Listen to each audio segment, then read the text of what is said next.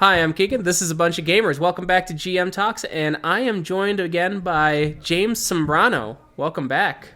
Dagote, James Sambrano Gonce. My name is James Sambrano, and I'm here, and we're excited to talk about politics and gaming. That's what we're doing. Yeah, basically. Hopefully this one we can keep within a normal time frame and not 5 hours, like our last discussion. I blame it all on Josh, so we'll definitely Yeah, cut this down to about 15 minutes. yeah. Of it. It's Josh. just you Josh and I. is a talker. Josh is a talker. Yeah. You had worked on Werewolf the Apocalypse, Mage the Ascension, the Transformers RPG, and various others, and those are all kind of in different places on where those games, particularly where their politics. What games did you feel you were way more intentional about your politics, and do you feel that you made sure that there was no misconstruing them, and where were you more subtle, maybe, with your politics because the project was not supposed to be so overtly political? Well, despite the debates in the community, I think it's pretty well understood that the World of Darkness games, the storyteller games, are deeply political. They're intentionally deeply political, and they have been from the beginnings of Vampire the Masquerade, which were a criticism against capitalism and oligarchy, right? So when I work for those products, i.e. Werewolf and Mage, it's very intentional. And sometimes I've been called onto projects with the specific ask that I rework politics that were done poorly in the past, which was originally the case when I was going to work on Werewolf 5th Edition. We don't need to go down that hole, but it was why I was there. They had asked me to try and redo the indigenous tribes in a way that was a lot more respectful until things broke apart. But with Mage, it was similar. So I've written a lot of different factions in Mage the Ascension. I've not been really focused on one. But when I did lore, the traditions, for example, they asked me specifically to do the Dream Speakers chapter. So obviously it's another, this kind of pattern I get into in the gaming community where I get hired because I'm asked to specifically address indigenous topics, which as we talk about this, I'm going to tell you I actually find kind of problematic, but I try to do my best when it comes up. And so I I shouldn't say rewrote, but I definitely took the Dream Speakers on a slant that was meant to highlight indigenous empowerment in that book. And the feedback I've personally gotten about that was pretty positive. I know there's a lot of people that have slammed that book for being too political, but fuck them. Yeah. So then, just to get away from maybe the problematic, pigeonholing that you sometimes find yourself in, Yeah. is for Mage, maybe not related to the Dream Speakers. What are some of your favorite parts that you've written for that, and kind of like where your politics really shine through in Mage that might surprise people? In Gods and Monsters, okay, this might still arguably be related to the topic I'm discussing. However, I want to say it was really addressing more that the insidious impacts of colonialism, but not directly through indigenous means. Okay, so in Gods and Monsters, for example, I wrote an antagonist that was essentially a kind of spirit or monster vine that I based on Himalayan blackberries. Because the idea behind them was that they were these spirit plants that infest the area they're in and strangle out other spirits and other potential for existence, and make it impossible for other things to thrive while they themselves are thriving. But they don't appear on the surface to be that bad because they are fruit bearing. There's positive things, the players could take from them, but ultimately they were something that were making it so that nothing else could thrive once they had taken over.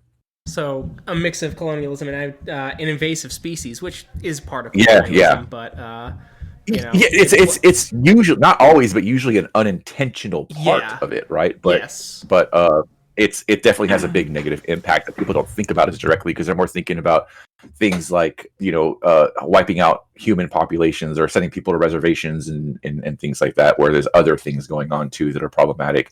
I never got a chance to write about this, but I was planning to write a whole thing about the spirit of Corn being warped into something villainous when it was something that was empowering in the beginning. That would be interesting. Yeah, I'd be curious on what that would have looked like. But you've worked on other games like Transformers, and despite what anyone might think, Transformers is also deeply political, with like Megatron trying to throw off the chains of your form, dictating your function, but then going awry and becoming a dictator. So you wrote for that. What are your thoughts there? What are some of your politics that you found coming out through the Transformers game, while still being lore accurate, with Hasbro looking over you? Well, that last thing you said there was the bigger challenge, and I kind of want to be thoughtful about how I express this, because I think that the company is rightfully worthy of criticism, and so is Wizards of the Coast when it comes to Dungeons and Dragons, which I haven't written for, but is an important touch point for the discussion we're having. But yeah, they are very careful about how their IPs are presented, and we had to work pretty carefully around that. It's hard to say, like were the politics that people know I have personally like really flagrant within that book? No, but the inspiration I was drawing for most of what I was writing while I worked on Transformers came from the Civil War story that the Transformers come from originally, because they have a civil war on their home planet which causes them to flee, right? And the impacts that the trauma of what that would do, the fact that you've left your homelands, you left your homelands under the circumstances of being at war with your fellow people, and then your civil war is exploding again on this new planet that you've come to live on. Where that tends to come out is a lot of the origins that I wrote. I have seen, again, online criticism about that section being a little bit too grim for some Transformers fans, but if you really look at it, it's only like certain ones. But there's like a nod to the fact that you might have been an ex-politician who led fascistic movements, or that maybe you were experimented on, because that is something that happens canonically in Transformers. And some people didn't love that, but I think it was important to highlight what it means to, and also like the fact that whether you're an Autobot or a Decepticon, whether you want to or not, you are kind of drawn into their civil war, which has spanned worlds.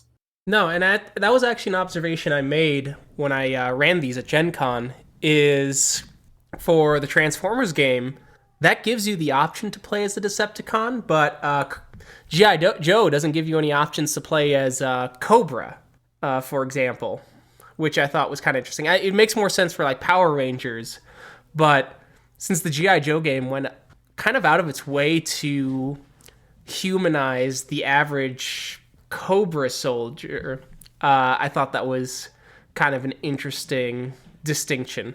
Well, G.I. Joe, I was there for the writing process and development of G.I. Joe. My name is in the credits still as far as the development team. I wasn't directly part of any of that writing, and so I don't really want to speak too much for the decision making there.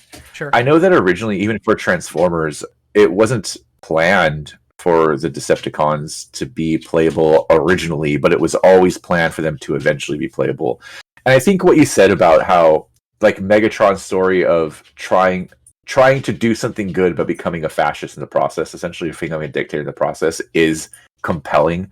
It's I feel like they're more interestingly written villains, because villains who start from the idea that they want to do good and believe they're still doing good in some fashion are the most compelling villains. Yeah, that kind of jumps into my second like special interest, which is Gundam, but with Char Aznavour. Oh yeah. But no, I noticed it, and I think you'd have enjoyed that game with the massive crossover where a G.I. Joe had to explain the concept of death to a My Little Pony after their first joint battle. A funny side story.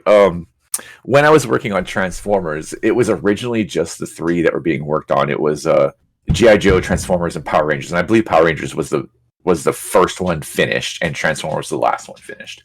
It was only as we were wrapping up Transformers that they said, "Oh yeah, we're going to add My Little Pony to this. Who wants to work on this?" And I thought about it, and I was like, no, I love Transformers, and I can put my passion into Transformers very easily. I have loved Transformers like since I was a kid in the bath watching it on like my little box TV set up on the corner of the sink, right? But I was like, there's probably better writers for My Little Pony, so I'm not going to volunteer for that. I know almost dick about My Little Pony, but I chose to do the crossover event, and I had like two hyper fans basically in the game. I'm sure that people are really stoked for it. Oh, they were. It's like when Princess Celestia did this. I'm like, exactly. You're right. That's exactly what I planned. One of those moments. But yeah, it was deeply funny, and some of my politics did bleed through just a little bit, obviously, but with my games, and it's very interesting trying to walk that line, because I've walked away from running World of Darkness period for Gen Con. I just won't do any of the 5th edition games anymore, but it's a shame because those were like slight political like outlets for just me running a game, right? And now I've got to stealth it in to G.I. Joe. Do you have to stealth it in though? Because here's my thought. No, I've been, since you asked me to do this, I've been kind of thinking about this. The whole question of whether or how to include politics, or as I think you titled it, radical politics in gaming, doesn't sit quite right with me, because I don't know how you avoid politics in gaming. I don't know how you avoid politics, period. But of course, there's debate around that too. But while I understand that there is, the reason you're bringing this up, I assume, correct me if I'm wrong, it is kind of like a bigger discussion in the community, because there's a fairly large contingent of fans who want it out of gaming. They don't want it to show up. They're very angry when they see politics in their games because they want it to just be pure escapism, right? Yeah, and part of it is that for sure, and part of it is for me personally, I'm kind of tired of a medium that I really enjoy being cheapened, because pure escapism is still political. Like, Tolkien referred to the Lord of the Rings as escapism, but you can't look at it and say, you can't draw deeper meanings beyond the intended escapism. And that's for all art. And it's so weird with tabletop and even video games, how much people want to divorce any sort of actual like artistic intent while claiming that games can be art from that. And so that's kind of what inspired this. Tolkien's such a good reference point, because yes, he did say that. And also, when you analyze his most famous works, The Lord of the Rings, it's really easy to draw out all of his commentary about what war did to him when he was an officer, and the impact of the relationships between people, like the story between Frodo and Sam being that of an essentially a noble officer and like a commoner soldier, and how that changed their relationship to like one of pure love, even though there was a social stratification, but how they were both permanently damaged by that.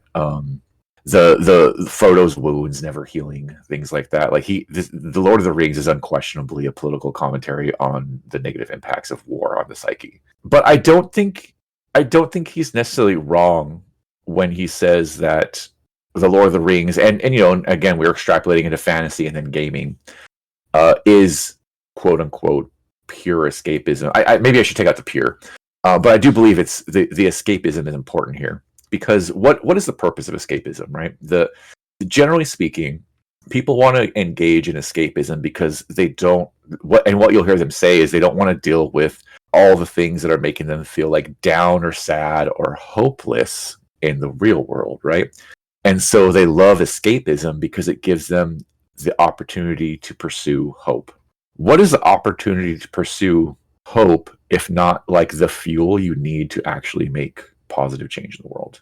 You can't do it without hope. And so there is a degree to which the escapism is relevant and people should be pursuing escapism, but the idea of separating it from the politics that they're escaping from is foolish to me, and it's making you miss a lot of the valuable knowledge you can get while you engage in the escapism. Yeah, I can agree with that. My the werewolf game that I run is probably a little closer to the chest than some people would like to engage with politically. I can show you the video after this, but I took a video of my notes back in December after it was announced that Musk got pulled into the Pentagon to talk about Chinese war plans. And I scroll down, and it goes, America will declare war with China on this date. And not a fan of looking like I'm exploiting current events when I wrote this, 4 months before current events happened. What do you? I have a question for you. I know this is, Sure. you're supposed to be interviewing me, but like, what? Yeah, sure. What do you mean by not a fan of it? Like, what's you mean? Like, it felt bad to see it kind of come to be something partially more so true? because I had like a massive recession show up in my game too, and then it's like, I hope nothing else in these notes comes true, because I tried to get more and more absurd with it, and the real world, to make it our world but like darker, quote unquote, and also just to like try and divorce it a little bit and make it a little more black and white for my players, and then the world seems to be rising up to meet my notes, kind of is just an absurdist, like, please don't do that. Well, it's the whole life imitates art thing. Sure. And I mean, but that's important too, because again, like the argument being how to approach politics and gaming. Can we escape it? No. Yeah. And that's kind of what you're experiencing too. I mean, obviously you are intentionally running a more politically focused game, but the fact that it's like kind of on the nose for what's rapidly approaching in this country. Yeah. It just has to do with what you understand about the world you're living in, and there's no way to completely divorce games of that. Oh, absolutely. I don't think that trying to do that is useful. I think that when people talk about what they appreciate about gaming, they use a lot of different words for it, like escapism, right? But when you boil it down, what people are seeking in role-playing games is a sense of catharsis, and it's the opportunity, and whatever that catharsis, like, that can take many forms, right? It could be the opportunity to feel heroic, to feel powerful as opposed to powerless. It could be the opportunity to engage in emotions that they may not be getting the same sense of connection to in their day-to-day life. It might be just the opportunity to feel the arc of character growth, or even like the sense of sorrow when a character leaves or dies or passes out of the story in some sense. All those things are why we enjoy this form of art. And trying to remove our connection to how we socially interact with one another, which is what politics is, and it's the rules of engagement in that, from that sense of emotional catharsis, it won't work. It just doesn't work. But two, like, if you embrace it, you're going to get a lot more out of your gaming experience by doing so. Yeah. And I'd ask this of everyone else, and I'm curious at your thoughts too, getting into that, is because in tabletop, I think it's uniquely positioned in art specifically, to where the participants in it are both consumer and creator of the art, if that is a way to drive those conversations possibly into a more radical political view, whether that's left or right. More so than forms in which people are just the consumers? Yeah, like just consuming like TV shows or books even. Since you're both creating and consuming at the same time with other people who are essentially creating and consuming at the same time at the table, in theory, right? I wonder if that creates a specific cycle. It's just something I've started to observe with my own table, and I was wondering if others had similar experiences or similar observations. I don't know if the way I view things falls in the same line, so let me try and clarify that. While I do understand what you mean about being both creator and consumer in this particular form of art, I would say it's also the case in like communal storytelling. Maybe making ensemble music too.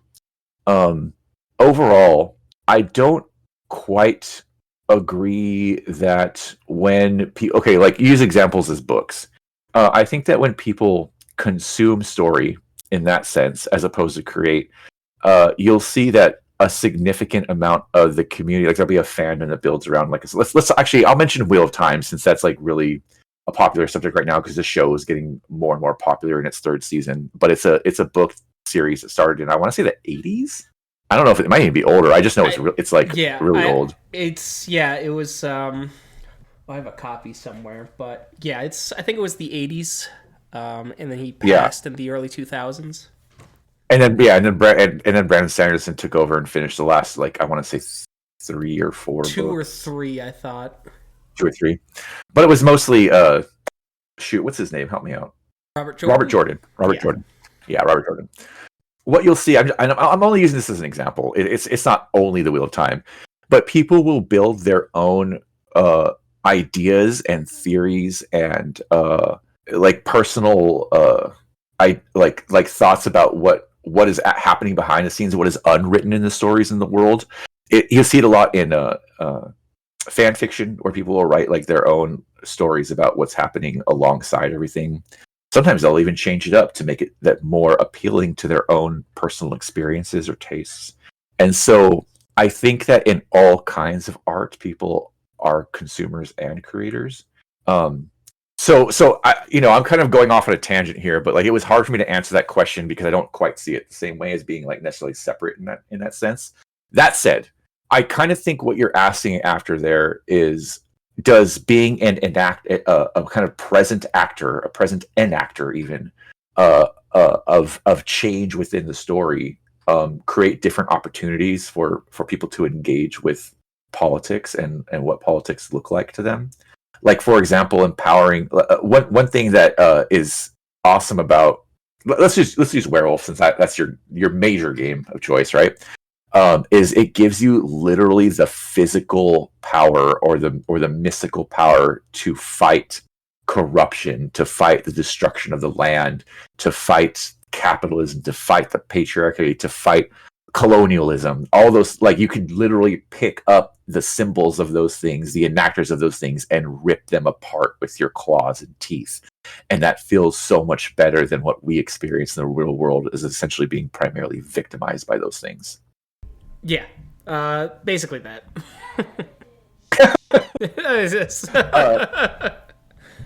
So even though I think you could do that in all kinds of art outside of this, I absolutely think that is why art is important for us to be alive as human beings. We cannot exist without art. It is also why, for example, I mean, we're going to go off on a different tangent here, maybe, but it's why I think that AI art is so fucking terrible, because not even, like, let's get outside the concept of like it ripping people off, and like that's terrible too, right? But I mean how it looks, it appears to be so soulless. There's nothing like compelling about it. It's just empty shapes. So someone sent me an AI George Carlin comedy special, and it sounded exactly like George Carlin. Like the audio sounded exactly like him. The jokes even felt like they were written by him in the modern day. However, the thing that made it feel uncanny valley to me is it was written like George Carlin from the day around the time period he died, commenting on the time period now, when he would have had years of experience to not completely, but to change his perspective, change his style, change some of his observations that, you intellectually know he would have. And I think that's my problem with AI art, right? Is it's, even if it looked good, it's constantly just pulling from the past and can't really envision a future. Yeah, and I think that's true. And also, like, that kind of missing space in between the experience that, from your example, the experience that Carlin would have brought to his because all of his comedy is political commentary. I shouldn't say all, but the vast majority, right? And that experience he would have brought to it is who he is, and it can't copy that. But it's kind of also speaks to like who and what we are as human beings and why art is so important, because it is the expression of what is in our spirit. It is the expression of what our souls crave, to get into like maybe a little bit of woo, but I am a little woo, so deal with it. No, for sure. And like I know I run my werewolf game different than some others would, because I definitely play up early on a lot of the splatterpunk stuff, and then like a big part of the quote unquote horror of werewolf is not just the tragedy that you and me have discussed privately about it, like of how tragic it is casting off their allies, seeing how they've messed up the world and just not being able to get their shit together to like try and fix what they broke, but also the horror, because in America at least we're so hyper individualistic that there's a certain level of horror of just letting go and putting your trust in someone else. And there's a big thematic element of my players having to learn that they've got to trust and just let go to their kin to get things done, because there are just things the kin can do that the werewolf, that they as Guru cannot. And because I've said this before, but Werewolf the Apocalypse masquerades. Werewolf the Masquerade is Werewolf edition. Yeah, fair. Boom, there it is. The Werewolf the Apocalypse is a political horror masquerading as a power fantasy, and some people just don't get past the power fantasy aspect of it. How much of I have a question for you really quick. Sure. How much of your audience for your show is American? Like, do you have a lot of outside of America? I have quite a few, at least according to Podbean. I don't get enough people watching on YouTube to really get a better view. Let me go to my analytics real quick because I'm kind of curious. Let's just go over the last 2 years for the sake of this. So majority in the United States, but I get some out of the UK. Apparently some out of China, Germany, Singapore. Those could be VPNs though, to be fair. Canada, Brazil, Norway, Spain, Sweden, very few in Australia, Mexico. Puerto Rico is part of America, so I don't know why that's separate, but that's okay. Just reflecting the social attitudes of our country, that's all. Yeah, right. And then just like 1 or 2 downloads in a few other countries. 1 person from Israel, or 3 downloads from Israel, apparently. But so I asked that question because you were bringing up a very specific point about American individualism. Sure. And I don't know. I feel like I'm not educated enough to be able to speak on where this shows up in the rest of the world, but I imagine it does come up in parts of the world that have been colonized and westernized to a degree, but maybe not as bad as it does here. But I don't know. I'm kind of guessing on that. I'm not educated enough to give an answer. And that's why I speak specifically for America when I made that comment. Yeah, but I think that is a really important point and something that doesn't really get addressed in our discussion of what politics looks like as often as I wish it would, because it feels so normalized, because it is a common social more that you should be a strong individual, that you should be able to, like, to use the old ism, to lift yourself up by your bootstraps, which the joke about that being literally impossible to do. But there was a movie that came out during the pandemic. I want to say it was like 2019 or 2020, called 1BR. Do you know this movie that I'm talking about? 1BR. It's a horror movie. I'm not familiar. No. Okay, 1BR being like 1 bedroom, and how it'll show up like in an advertisement, like 1BR for rent, right? And it's about this woman who is, I want to say she's like leaving her home for, like, it's the first time she leaves her family. I could be wrong about that, but the importance of it is that she moves into this apartment complex, and she's slowly getting like creeped out and terrified by all of her neighbors in this apartment complex. And the whole premise of the horror story is, I'm going to just spoil it for listeners, so if you are really worried about this horror movie that nobody's ever heard of from 5 years ago, plug your ears. But the premise of the story is that eventually she realizes that everyone in this apartment complex is a cult, and they're kind of trying to like indoctrinate her or use her in some. I don't remember how it ends, to be honest with you, because I got kind of annoyed with it. But the idea, this is what I was thinking of, about how it's just so normalized. The idea that she had the whole story is about her fear of her neighbors, and there's never any conclusion, which is like, oh, you shouldn't fear neighbors because they're also people too, and they're your friends. It's just like, no, actually, they are all out to get you. And it's just like this whole idea that you can only take care of yourself. You can't trust others. Not only can you not trust others, but others around you in your community, you know, your immediate social circle that's right next to you, are probably out to get you and to cause you harm, which is so fucked up. Yeah, right. Are you familiar with the YouTuber Maggie Mayfish? Not off the top of my head. She did a video that was pretty good. It was comparing the original Wicker Man to the Nick Cage remake, and how like wildly different they are in their social commentaries, about like how the original was actually trying to portray the pagans as like different sides of a coin, and that like there's judgments and things like that, and the horror is really in the misunderstanding of the other, and then it boiling over into this, you know, final display, versus the Nick Cage one, which was just literally fuck them bitches, like and like the disappointment that she felt in it. I think it is something that I've noticed with some of those remakes, right? Is that there is definitely an increased attempt at this hyper individualism in a lot of our media. There's been some pushbacks, but it's just an interesting kind of thing that you sort of see, and it's weird too, because tabletop is by its very like nature, right, collaborative, yet there's this attempt to keep that sort of hyper individualistic Americana culture in it. I've been playing more Dungeons and Dragons in the past couple of years in my life than I have ever played in my entire life. And the reason I started to get involved, I've always been kind of anti Dungeons and Dragons, and we could go into that if you want, but I don't know if it's that important. Sure.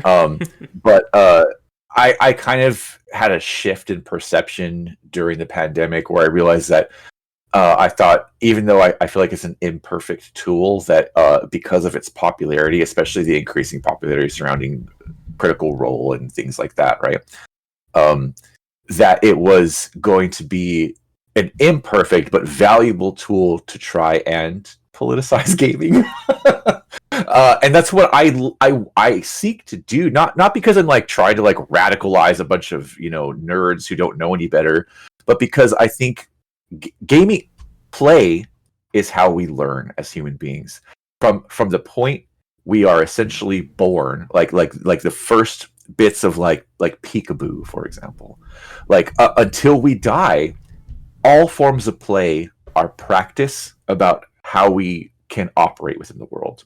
And so my gaming philosophy, as long as I've been, you know, I guess adult or mature enough to think about it, outside of, you know, jumping on turtle shells and throwing them at turtles, has been an opportunity to learn. And I love learning. I love teaching, and I think that the world is a better place when people have more knowledge to access when they are trying to make decisions about how to navigate the world. And so I really like to approach gaming with like using it as both an opportunity to have fun, which is what people are there for, but also an opportunity to like walk away with some new knowledge or experience. And so I started to play a lot of Dungeons and Dragons because I wanted to bring my radical politics into this game that is so severely written about like capitalism and resource theft and destroying indigenous populations. Like that's what this whole game, like the whole concept of Dungeons and Dragons is, you know, you and again, people can say, oh no, I have different versions, I run my own thing, but the base premise is you show up to a dungeon where a bunch of monsters live. It's their home. You go in, you kill the monsters, you take their stuff, and either you wear their good stuff or you sell it to get other good stuff. Rinse, repeat. Yeah. And it's why I don't like Dungeons and Dragons. No, it's totally fair. But because it is built on that idea. The idea of, one, the whole system is very capitalistic, which is funny because it's supposed to be exemplifying like a certain like medieval to Renaissance era that's pre-capitalism. So I talked about this before. It's more that it's because it's based on Howardian like sword and sorcery. It's actually a Wild West with a paint job of a medieval fantasy. That makes more sense about why it would appear that way. But it does have that paint job, which I think most people are they're buying into more. More people are there buying into that than the Wild West ideology, because Sure. there's a whole different genre of games that are Wild West specifically. Yeah. Which I've worked on too, by the way. If you want to talk about Deadlands, Oh, I don't excellent. think the stuff I've done. I don't think the stuff I've done is published yet, which is why maybe you don't have that on your radar. But Oh, I have gotcha. worked with it. Nice. But ultimately, it is very like we can agree that it's very capitalist. It's very capitalist. The whole economy in that is all capitalism. There's no. I think what would have been if it were set in the era it's proclaiming to be was mercantilism. Yeah, it'd be Right? mercantilism. Yeah. That's right.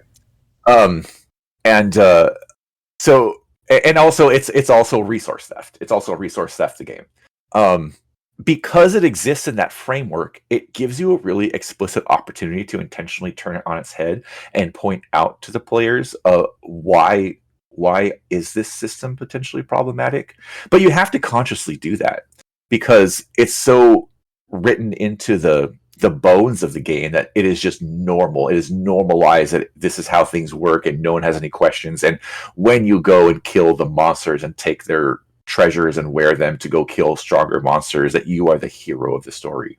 But you can change that. You can tell the story of who that monster is. You can talk about how they're protecting something that belongs to them, and maybe they're protecting it against others who have come and tried to take it, which has led to a campaign of propaganda that it makes them appear to be more monstrous than they actually are when they're just people protecting their homes. And then make those players question, what are we doing here? Should we actually go back and take apart the adventuring guilds that have sent us to go slaughter these, people that are just living their lives and take their treasures and sell them to our like economy of good people, quote unquote, our civilized nations that are better than these monstrous tribes people. And you should. Actually, to that point, I talked about this with Mundus and Lore. Actually, is I've come up with games where you actually use the standard nine alignment system. Play it straight, but what it is that the good is defined by what the gods who basically won view as good, and so you can actually play with the idea of players run into things where they start shifting their alignment to evil by accident because, good is defined by those in power. And it's, one of those no gods, no masters style of gameplay that emerges through those kinds of explorations. And then I ran an old school Essentials game, which is just BX D&D. And I actually did the Into the Borderlands campaign as like an open table, almost West Marches style game. And how I rigged it though is they came across the kobolds, and the kobolds they had peaceful interactions with. They realized that they opened that up, didn't take their stuff, things like that. And the reward for that is because OSE characters die very easily, is they now unlocked it to where kobolds are a playable type of fantasy species, because as it turns out, when you don't try and fuck over people, they're more open to actually trying to help you out. Yeah, so what that is making me think of is the last time that Terry Robinson visited me, which was 2 months before he passed. I had the opportunity, and I'm really glad this happened because of the timing. If it's not, I don't know if it's well known, but Terry was my friend. He wasn't just like someone who I talked to about gaming in this kind of community we have where we socialize on that alone. No, I shouldn't say alone, but that's mostly what we kind of connect on. Like that. Like Terry was my friend, and he's visited me multiple times. He would frequently. I don't talk about this publicly very much, but I'll go ahead and talk about it here. Not that it's uncommon, but I suffer from some significant mental illness, including major chronic depression. And it really gets into my ability to be connected to my community. But Terry was always someone who went out of his way to constantly stay in contact with me, would call me, would message me, would, even if I wasn't responding, which sometimes I don't when I get into like a lower place, would send me encouraging message. I'm really serious when I say this person was like I consider to be one of my close friends. But anyway, I was really happy to have the opportunity because he like me was very disinterested in Dungeons and Dragons. I think he had different reasons because Terry's politics are not mine. like even though he's a very close friend of mine, we like I guess we're both left leaning, but that was kind of where it separated. But we both definitely didn't want to see what's going on in our country right now. I guess I'll put it that way.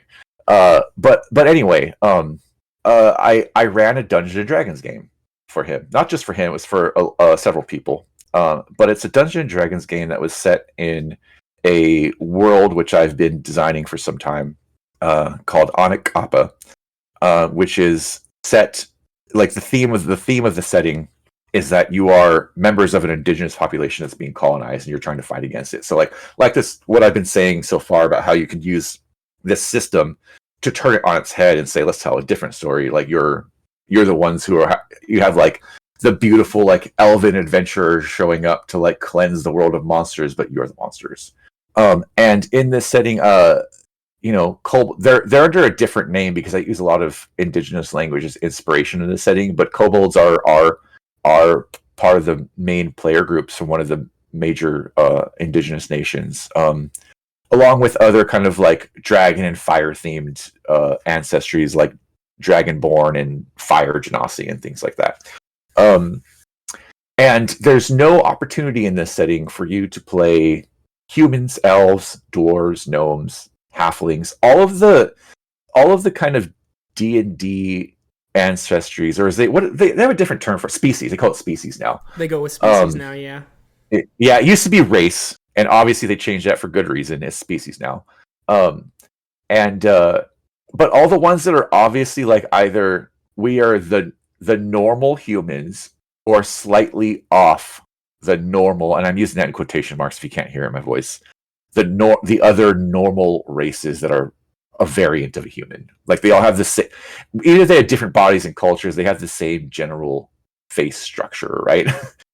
And everyone else still gets like humanoid title, like lizard folk and minotaurs. They all get the humanoid title, but those are definitely more monstrous creatures. And then you get all the way down to like things like kobolds, which are unquestionably monstrous, but they still get that humanoid.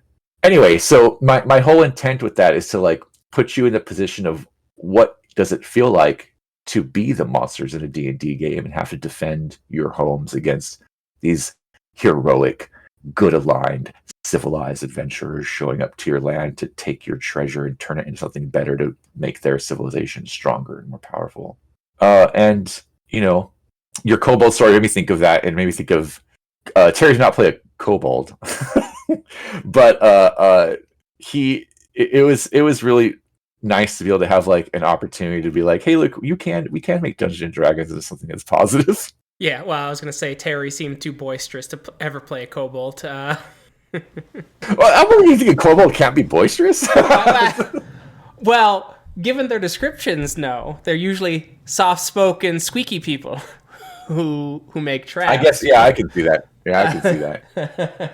But no, for sure. And those have been ideas I've been playing with. I have a third-party 5th edition book somewhere. It's like Isban's or Isaton's Guide to the West Marches, and it has a whole opening about like, hey, colonialism is in the structure of D&D, and this style of game is like you have to fight the system to essentially try and remove that aspect. Instead of like, you could have your players can fight orcs, but you should have examples of orcs who are not like worshiping evil dark gods or things like that, or any kind of genetic determinism. Hey, you should have evil humans, evil elves, all the core races be just as evil as these quote unquote monstrous species, to try and push back against that, because this game does have you going out and exploring those things, and what you do is you just make it like, a previous global civilization or an extinct species to try and remove that problematic element. And it's like, it's still problematic, but we do enjoy this particular style of gameplay, and this is how we've tried to subvert it to make it, less that. And I thought it was a nice little opening page to just kind of like, put that out there. Awesome. And I'm glad to see that there are books coming out addressing that. I don't know about the book you're talking about in particular, but I have to imagine, maybe you know this better than me, maybe you don't. I imagine that this is probably one of those books that has gotten some of that negative review of like, why sure you putting politics. Yeah. I downloaded it a while ago. It's the reason I banned one shithead from the Facebook page, because he's like, if you can't have evil species, you make DMs have to suffer and not want to play because they have to put too much thought into things. And I'm like, okay, buddy, sure. I'm sure it did, but I know it was well reviewed as well. Because the problem is, and I mentioned this in another one of these, is the OSR specifically, there is like this massive split where like a sizable chunk are real lefty, like, hey, let's do this. I like this style of game. Let's address this. Let's play this, kind of stuff. And actually like wanting to have the style of play while actually thinking through the cultural implications of it. I think Morkbork kind of does it in an interesting way, because it just is so nihilistic about everything, and there is no like real evil species. They're closer to like folklore monsters. Mm-hmm. And then you have another contingent where it's just like, the Fourth Reich sort of people, and they are just drawn to the same style of game. And I've always found it really interesting. It's I think I'd mentioned it to Eddie in that it's the same dichotomy with Werewolf, right? Because that's the big thing I'm running right now, is you either have people who are super either progressive or definitely left of center really engaging with Werewolf, or you have a lot of right-wing shitheads. Yeah, I think it's interesting to point out that dichotomy, and I think it also is why it's so important to address politics in your games, and you can't ignore them. Because overall, especially Werewolf, like Werewolf's a really good example of this, but I would still say like most role-playing games, it's going to attract people who feel an absence of power in their lives and like appreciate the opportunity to engage in power in a game. And I don't say that critically. I don't say that like to demean anybody, because I feel the same way. Like, again, we'll use the example of like the politics in our country. Like the politics that are going on in the United States of America right now make you feel very powerless. I will go back further. Like that's something you and I can agree on. Yeah. But I'll go back further that the politics in this country have always made me feel powerless as an Indigenous person. And so I appreciate the opportunities. I guess the play, the escapism that I said wasn't bad. Mm-hmm. That role playing games present us to feel like we have more power. And I don't mean necessarily like, because I'm not talking about power fantasies where falls into this too, but I'm speaking more broadly than power fantasies, because even just the power to alter the story with your own behavior, your own actions, what you've contributed changes the outcome of the story as something that feels better to you. That's also power, right? Yeah. But the thing to understand about both left-leaning philosophies and right-leaning philosophies is that both groups feel, and I'm not speaking to the accuracy of this, okay? Because I have my own position. I'm well aware, no worries. But both groups feel that they are currently in a situation where they don't have enough power, and they want the power to change their civilization, their society, to reflect what they think it should be. And so it should be obvious that it's going to attract both groups. It's going to attract people who want it for their own reasons. But again, the reason I'm going to come back to and say it's so vital that we address and speak directly to politics in our games is because the default, what is considered to be the norm, what is considered by many people to just be this is the way it should be or the way it is, leans significantly right. Yes. And I'm sure that plenty of people would debate me on that, but like, it's true, and I don't care if you want to debate me on that. If you want to debate me on that, I'm not speaking to you, right? But come and talk to me about the arc of Indigenous history, and I'll finish the conversation by telling you to sit down and shut the fuck up. It leans right. And if you don't speak to or address the politics in games, it will always lead into a more conservative and more fascistic direction in the end, even if it's only mildly, because you'll get things. Again, let's mention D&D. There are plenty of people who play that game and don't question the fact that the game is centered in capitalism and colonialism. That is a premise of the game, because they are playing the game without addressing the politics. So the normalized politics of the game remain what they think is fine and good, and it is right leaning. It is against freedom, justice, and liberation. I'd be actually really curious. Have you looked into Eberron at all? Eberron happens to be my favorite Dungeons and Dragons published setting. That perfect. Is one of their main settings. I kind of figured if you read it, you really would have liked it. So I was just curious about that, because I was thinking about that too, and how Eberron tries to address some of those things imperfectly, obviously, but like I really I remember that kind of stuff when I read it when I was much younger, and it just leaping out at me as being so unique and thought-provoking at the time. His name's Keith Baker, right? Have I seen the right name there? I think so. Oh, I'd have to look that up. But yeah, I know what you mean. Let's see. Well, if it's not, go back and with an edit or something and dub your voice over mine and say, oh, it was this person. But I think it's Keith Baker. Keith Baker is the only reason. The only reason that I even tried D&D in the first place.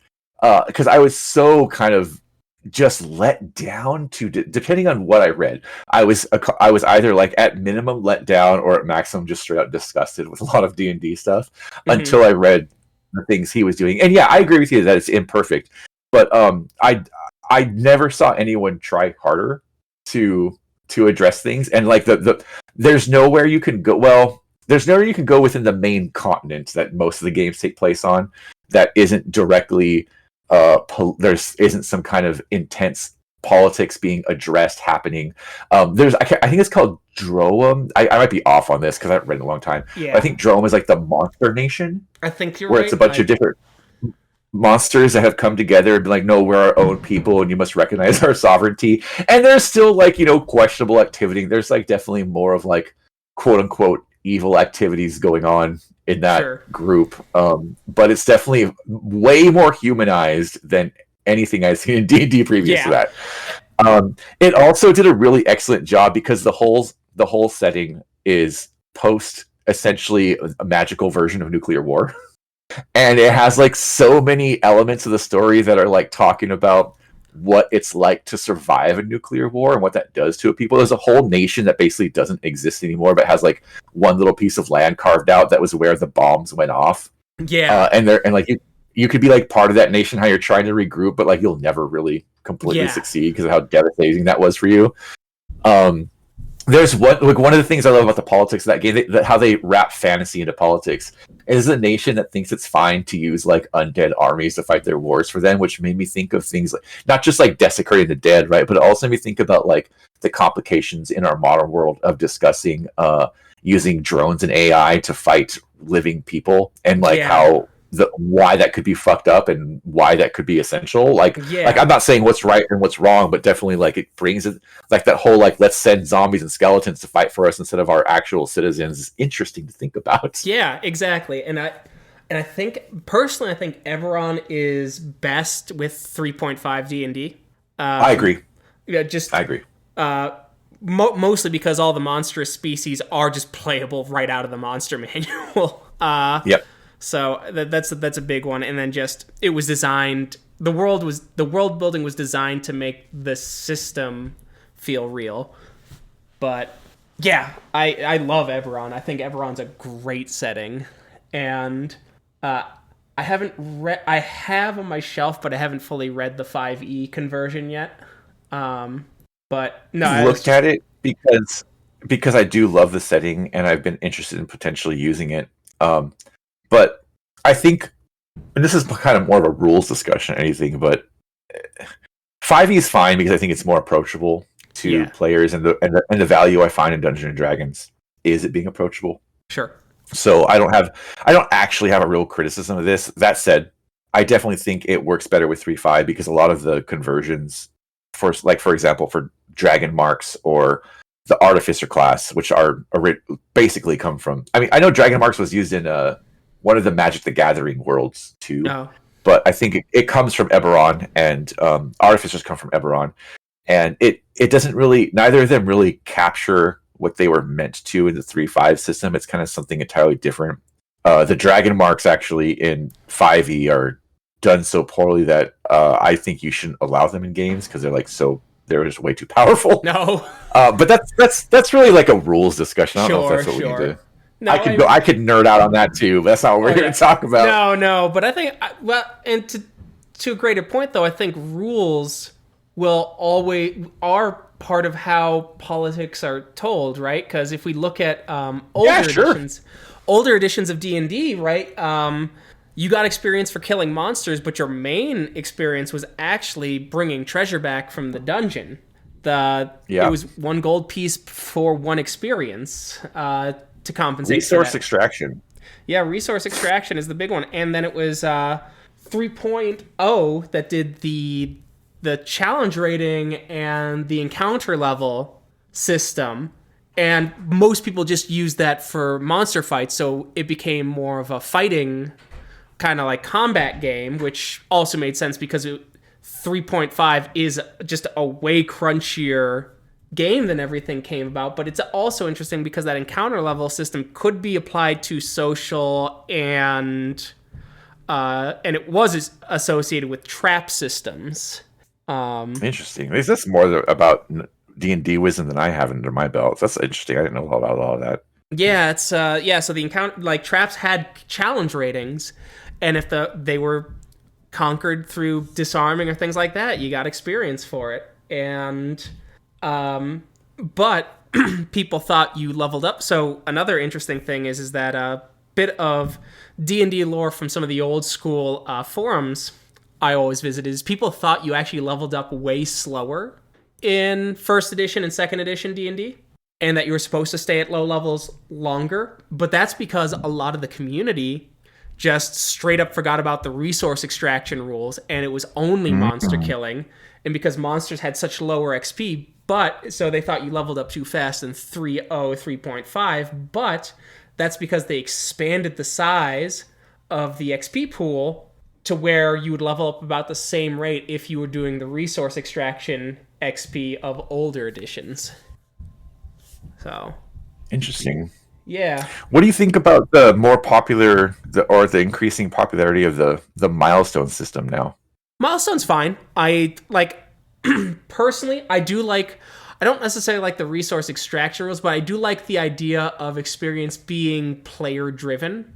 And I think Milestone has the potential to make it so that you might get a bunch of players who they're not really engaging with the world as how their characters might, but are engaging in the world to see what the DM is trying to achieve with the story. I think there's a risk in that. It's why I think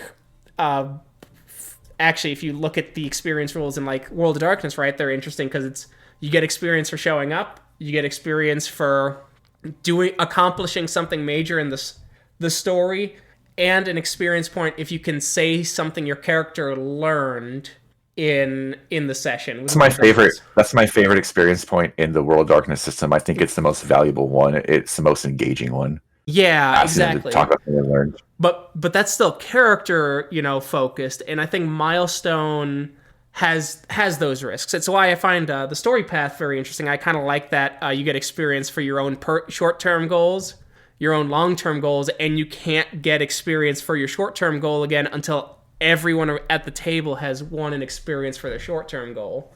And so I've always thought trying to make the experience more player-focused was better. I'm sure there's a way to do that with milestones, certainly, right? But if I'm doing like an open world, sandbox style game, I don't know if I would use a milestone, or if I would use something similar to the encounter level stuff in 3.5, where you get experience for beating the monster, but you can beat the monster through peaceful means. If you negotiate and the monster agrees, or you come to some sort of compromise to drive your goals forward, then I'd say you'd get the experience for it. And if you turned around and killed them because you're trying to be, murder hobo experience junkie, you just don't get the experience for the kill. It's a one-time thing, right?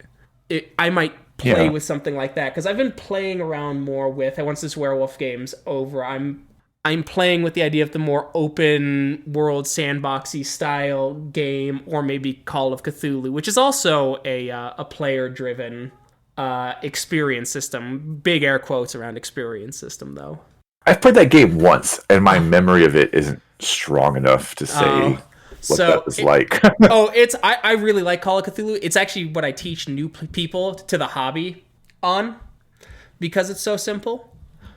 But the experience system is basically every time you use a skill successfully in the game, you mark that skill, and you have to equal your skill or less to succeed. And if you succeed that way, then once the session is over, or the mini arc is over, you go through all the skills that you marked, and you try and roll over your skill. If you roll over your skill, or quote-unquote fail the roll, then you are able to increase the skill, and you roll a single d10, and that's how many points it goes up by. And so it's harder to succeed at a lower level skill, but it's easier to improve it, was the design choice. That also sounds like they make, the way they gamify that makes it kind of exciting to engage in that system too. Yeah, exactly. And Delta Green, which is an offshoot of it, is actually, it's every time you fail a roll, you can get the chance to increase it at the end of the session. And but you have to have at least points in the skill to attempt it. You can't just, I have 0% in the skill. Whoopsie doodle, I failed. Right? That's not allowable. But once you use the skill and you fail and you have points in it, then you can bring it up after the session. And it is a way to make it so that failure is rewarded still, and, good sport about it, sort of thing. I'm thinking more about this idea, kind of what we're talking about here, about the way the rule systems can force us, or maybe force is the wrong word, but kind of encourage us to look at politics in a certain way. And you mentioned something about the story path system that I knew about, but it kind of put this bug in my ear, about how the way you earn experience, one, it has to be through your kind of personal goals, but how you cannot continue to earn it that way until the rest of your, what do they call their parties in that system? I can't remember. Okay, well, I'm just going to say party, because I think most people know what that means. Until the rest of your party also accomplishes one of their goals. And I think that's a really that's an inherently political system, because what they're doing there is they are saying that while your individual character and their individual goals matters, no one's throwing out that matters, you cannot succeed, or maybe I shouldn't say succeed, you cannot grow as a group unless you do it together. Yes. And that in itself is socialism. Yeah, right. No, for sure. So they're teaching you a socialist concept through this system. Yes. Which again, speaking of D&D and how I will constantly rail against the capitalism in D&D. There's a and people speak about this in kind of like a fun, cute, like this is like something we're enjoying doing in our D&D games. But I think let's look at it politically. The meme of the D&D what do they call it, the shopping spree episode? Yes, the shopping episode. Yes. Yeah, which is literally them. Okay, like you spend the whole time, you've gathered all this gold, you've done all your resource extraction, right? And often, I shouldn't say just gold, even because the interesting about D&D is frequently, especially in the published materials, you don't just pick up gold coins in a dungeon. You're taking like pieces of art or gemstones or raw materials, weapons that the people you were fighting were using against you, and you're kind of taking that back, recycling it into gold. You're trading. You're engaging into the free market, the visible hand of the free market, or whatever. Some games even go as far to like give you like different systems of what things are worth based on how rare they are and things like that in the setting that you're going to. And ultimately, like this structure of the rules, which is all it is. It's like how do we count up enough gold to get like the cool armor, weapons, magic items, potions we want. Is this is so normalized in role-playing games and in D&D specifically that you have that meme of the shopping episode, which is normally like kind of fun and cute, like we go to the mall and buy our potions, but is reinforcing capitalism and resource extraction, rewarding resource extraction. No, I agreed. I think every DMG except the 5th edition one reminds you that inflation exists, and that if your players keep going to dungeons and bringing more and more gold, they're like, you're going to flood the economy with gold, so things should naturally get more expensive with the more gold you bring into these small villages, as a single gold coin doesn't go as far because the supply of gold coins is too high. Keep politics out of my gaming, but also let me make sure my gaming is a lesson in Keynesian economics. Let us make sure that there is inflation. I will say, and I posted this on Blue Sky and Facebook actually, is the one thing, as much as I ideologically disagree with Gary Gygax on and some of his game design choices. The one thing? There's some things he did okay, like things of his he's written I've enjoyed, but he's also like said some real terrible shit. Lots of things, but the one thing I wish Dungeons and Dragons continued past the 1st edition AD&D core book, and this is more tangential than anything, is he puts stuff about dice probability in the DMG to help like DMs understand how they want to set probability up in their own games. And like that's so deeply useful, and it's one of the weird things that it's one of the first things that fell off as new editions came out.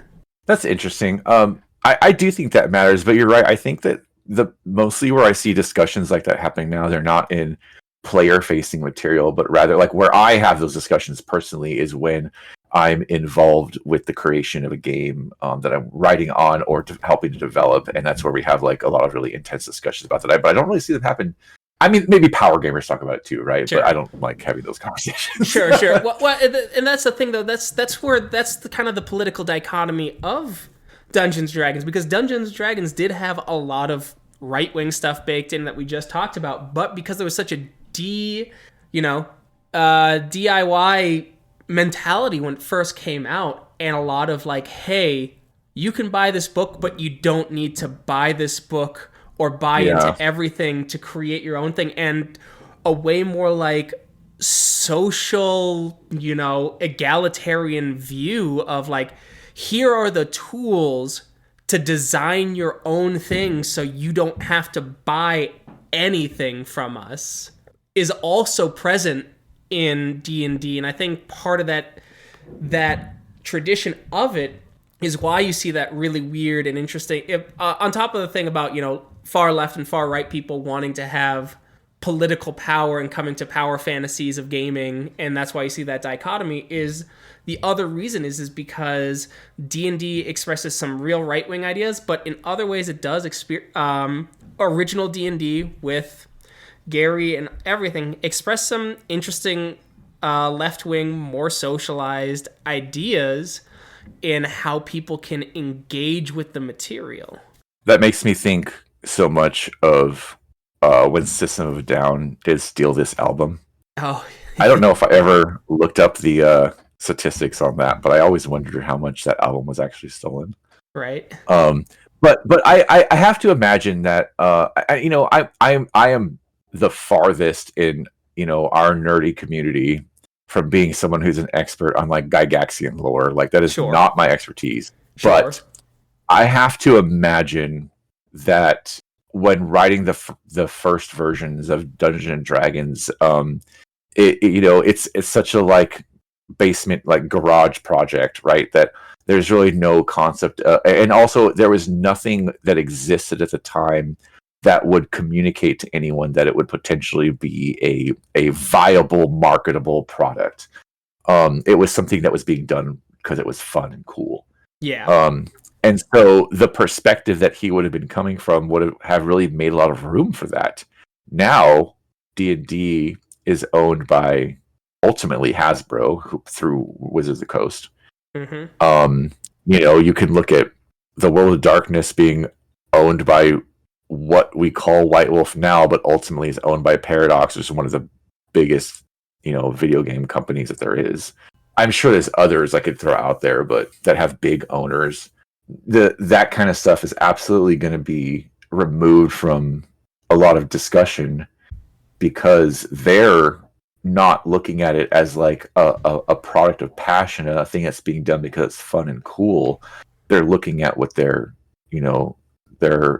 market numbers are, what their stockholder shares are reflecting. That's what they care about. And so you're not going to find that stuff in there. It's why, for example, we were talking about the OSR previously. It's why they were Hasbro was trying to shut it down because they didn't want people DIYing it because in their eyes, that's a potential financial loss because that money could have gone into one of their products instead, if it's money at all. Even I would say time and attention, because as we know, our attention is one of the most fought over, quote unquote, like resources that's happening right now. People are realizing how important. Like it's why social media is such a disgusting mess. Yeah. Because of how people are fighting over our attention. It's getting called. I have never heard that term. But that's a great term. Yes. But and again, we can point out where that's happening to for all of your White Wolf game fans that are listening to this, how that's happening with Paradox, because Paradox, even though Chronicles of Darkness and I won't even go into like the 20th edition stuff. I'll just say Chronicles of Darkness. Even though it's a different game that arguably mostly has there is crossover fans, but I would say mostly like there's fans that are like really into that game and fans who are really into the World of Darkness. There are some who like both, but for the most part, people kind of pick their side. I like both too, actually. Mostly. There's some of the Chronicle stuff I think was done poorly. Sure. But mostly. I think the stuff that wasn't done poorly was done better. So like that's how I'm a fan of both. Yeah. But anyway, yeah. I think that if people don't already know this, Paradox, i.e. White Wolf, shut down their willing, like they pretty much won't allow any Onyx Path, because Onyx is the only one doing it, but they won't allow Onyx Path to continue to make Chronicles of Darkness material. It has a lot to do, people are going to argue about this, but I will tell you right now, it has a lot to do with why Curseborn exists. Because Onyx Path knows who they are. They know they are good horror game writers. Then they are, objectively. And they also know that their fan base wants them to be horror game writers. Their fan base wants them to produce horror games for them to consume. So they're going to do that. And even though Paradox pretty much was like, we are shutting down every opportunity for you to do this with the products you've been doing it with for, how long have they been around now? Like, not quite 20 years, I don't think, but somewhere Paradox around that. or Onyx Path? Onyx Path specifically. Onyx Path hasn't been around for 20 years. They, I want to, they think Onyx Path popped up in 2008, 2009, maybe 10? Almost 20 years then. Yeah. Editing Keegan here. It was 2011. closer to 20 than 10. I guess is kind of what I was getting at. Yeah. Anyway, it's not important. And what I'm saying is they've been doing both World of Darkness and Chronicles of Darkness for a very long time and very successfully. And Paradox chose to shut that down because they saw it as being too competitive. They essentially saw the same way that Hasbro, i.e. Wizards of the Coast, saw the OSR. They were like, oh, if we continue to allow these products to be made, that's potential profit loss for us. And so they will no longer be made. I.e. capitalism, the myth of capitalism driving ingenuity and creativity in the industry. Okay, sure. Yeah. No, for sure. And I think, no, I know Curseborn was the answer to that, and I was going to say publisher can't live off Exalted alone these days. But I was curious, I know we're getting close to time. Do you have any kind of closing thoughts? Anything you really want to, that we didn't maybe cover, or something you want to just have some closing thoughts on in our discussion? I really want to kind of just come around to something I was talking about before, because it's really important to how I personally feel about why I'm passionate about gaming, why I'm passionate about role-playing games. And I said this before, but I want to re-emphasize that I feel very strongly that what makes role-playing games valuable to us as human beings is that they are opportunities for us to learn. Sometimes what we're learning is as simple as basic math. I'm sure we all know, and maybe us ourselves, people who got better at math by playing role-playing games. And that's important, math matters, but also we can go way further than that. You learn social skills. I'm sure you and I both know people who maybe struggled socially, and then through role-playing games got much better at practicing talking to people and got better about it in their lives. People who got better at becoming about organizing groups, about being leaders. Right? But also, people can learn through gaming about how politics affects different individuals, about how social strata impact people, about how systems of taking and giving, or capitalism versus communism versus fascism impact the world they're in. And they learn about what they think is just and what they think is not just. And we should be embracing those opportunities to bring them to people.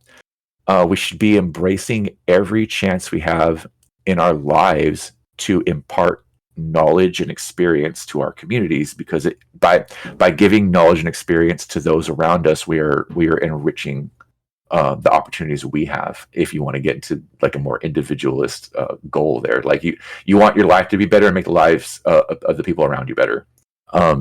And the idea that we should be divorcing, again, I don't even think you can, but the idea that we should be divorcing that hope, that potential for hope from gaming, I wouldn't care about this hobby if it wasn't there. It needs to be there. That's why it's a good thing to engage in. Agreed. So I've been Keegan. This is A Bunch of Gamers. You can find us on Facebook, Blue Sky now, YouTube, Podbean, ton of other places, but you'll never find me on Twitter because I always thought it was a cesspool and I was proven right. Thank you.